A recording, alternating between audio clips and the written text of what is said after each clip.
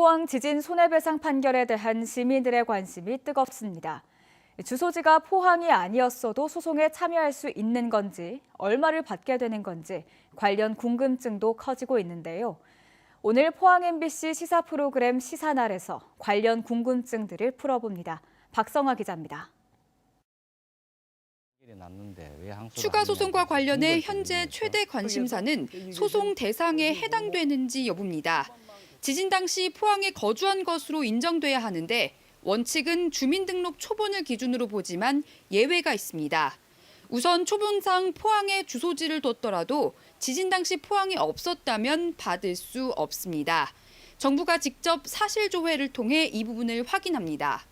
근로복지공단이 아니라 국방부, 의료보험공단 등등의 사실조회를 해서 초본상에는 포항에 주소지가 있지만 그 당시에 타지 직장이 있었다든지 그런 분들은 초본상 있어도 청구가 인용이 안 됐습니다.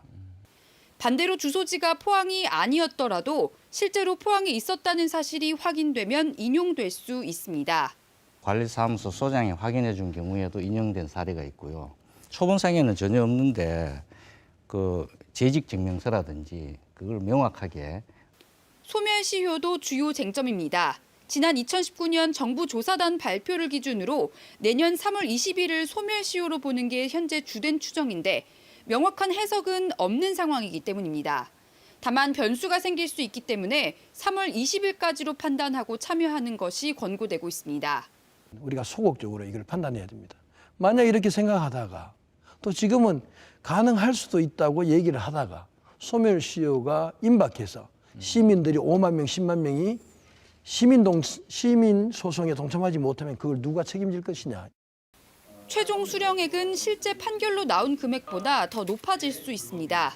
법조계에서는 1심 판결 금액이 유지되고 항소심이 2년 정도 걸릴 경우 최대 300만 원이 아닌 400만 원을 받게 될 것으로 보고 있습니다. 지연 이자가 붙기 때문입니다. 재판 진행 중에는 5% 정도의 이율을 붙이고 항소를 하면 너희들이 이미 1심 판결이 났는데 왜 항소를 하느냐에 대해서 징벌적 의미에서 연 12% 정도 이율을 붙이는 것이죠. 정부가 일괄배상에 대한 의지를 보이지 않고 있는 상황. 50만 시민들의 참여가 더욱 중요한 시점이라는 한 목소리가 나오고 있습니다. MBC 뉴스 박성아입니다.